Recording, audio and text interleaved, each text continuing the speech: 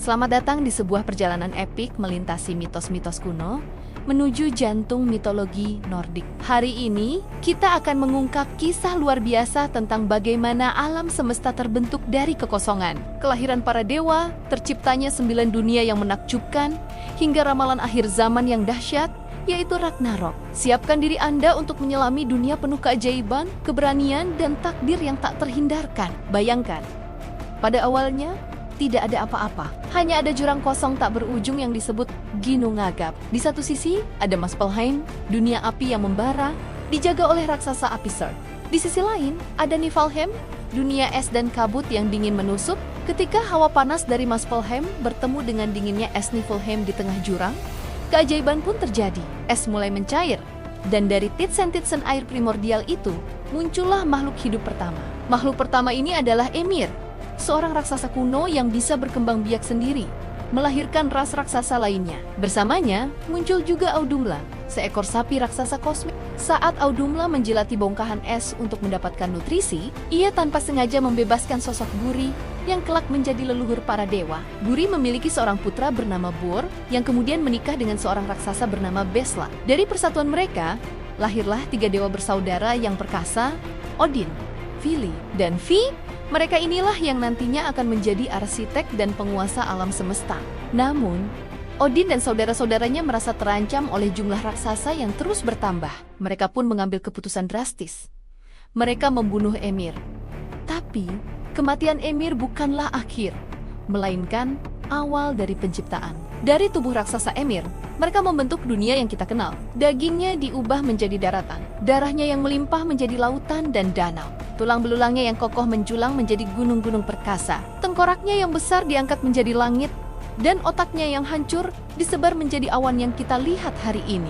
Setelah dunia terbentuk, para dewa membangun sebuah kerajaan megah di atas dunia manusia, yang mereka beri nama Asgard. Ini adalah rumah bagi para dewa utama, yang dikenal sebagai Aesir. Untuk menghubungkan Asgard dengan dunia-dunia lain, mereka membangun sebuah jembatan pelangi yang indah dan kokoh, yang kita kenal sebagai Bifrost. Suatu hari, saat berjalan di tepi pantai, Odin dan saudari-saudaranya menemukan 2 batang kayu. Dengan kekuatan ilahi mereka memberinya nafas kehidupan, pikiran, dan perasaan. Maka, terciptalah manusia pertama. Seorang laki-laki bernama Os dan seorang perempuan bernama Embla. Mereka inilah yang menjadi leluhur umat manusia yang mendiami dunia bernama Midgard. Dalam mitologi Nordik terdapat 9 dunia yang saling terhubung.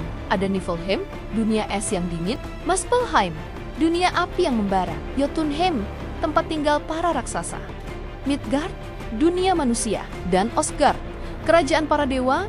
Ke-9 dunia ini tidak melayang begitu saja, semuanya terhubung dan ditopang oleh sebuah pohon raksasa yang maha besar, yaitu Yggdrasil, sang pohon dunia. Akar-akarnya menembus ke setiap dunia, sementara kabang-kabangnya menyentuh langit. Yggdrasil adalah pusat dari segala kehidupan dan kosmos. Di tengah semua ini, berkuasalah Odin, sang bapak segala, yang tak pernah berhenti mencari pengetahuan. Demi kebijaksanaan, ia rela mengorbankan satu matanya di sumur Memir untuk bisa meminum air pengetahuan.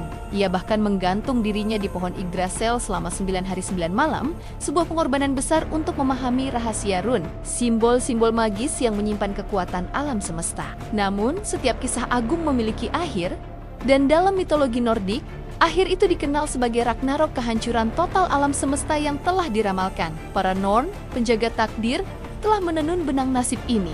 Tanda-tandanya akan mulai muncul. Pertama, akan datang Fimbulwinter, 3 musim dingin tanpa henti yang akan mematikan dunia. Kemudian, 2 serigala raksasa, Skoll dan Hati, yang selama ini mengejar matahari dan bulan, akhirnya akan berhasil menangkap dan menelan mereka, membawa kegelapan abadi ke seluruh dunia. Getaran hebat akan mengguncang pohon dunia Yggdrasil, menyebabkan gunung-gunung runtuh dan pohon-pohon tumbang. Belenggu yang selama ini menahan monster-monster terkuat akan pecah. Fenrir, serigala raksasa yang buas, dan Jormungandr, ular raksasa yang melingkari dunia, akan bebas dan menebar teror. Sebuah kapal bernama Naglfar yang terbuat dari kuku orang mati akan berlayar membawa pasukan raksasa dipimpin oleh Loki yang licik. Akhirnya, Surd dan pasukan raksasa apinya akan menyerbu Asgard, menghancurkan jembatan Bifrost dengan api mereka yang membara. Meskipun tahu bahwa takdir mereka adalah kekalahan, para dewa tidak akan menyerah. Mereka akan maju untuk pertempuran terakhir yang paling epik. Odin yang bijaksana akan berhadapan langsung dengan Fenrir yang ganas hanya untuk ditelan utuh oleh serigala raksasa itu. Thor, dewa petir yang perkasa, akan berhasil membunuh musuh bebuyutannya, Jormungandr, namun ia sendiri akan jatuh, tewas oleh racun mematikan sang ular. Heimdall, sang penjaga Asgard, akan bertarung hingga mati melawan Loki. Pada akhirnya, Sword akan melepaskan api pamungkasnya, membakar seluruh dunia hingga menjadi abu. Semuanya musnah, tapi tunggu dulu. Ragnarok bukanlah akhir dari segalanya. Dari lautan abu, dunia baru yang hijau dan subur akan bangkit. Beberapa dewa akan selamat, seperti Vidar dan Vali, putra-putra Odin, serta Modi dan Magni, putra-putra Thor. Dua manusia, Leif dan Yggdrasil, yang bersembunyi di dalam pohon Yggdrasil, akan keluar dan memulai kembali peradaban manusia. Siklus pun berulang. Kisah mitologi Nordik ini adalah cerminan indah dari siklus kehidupan itu sendiri.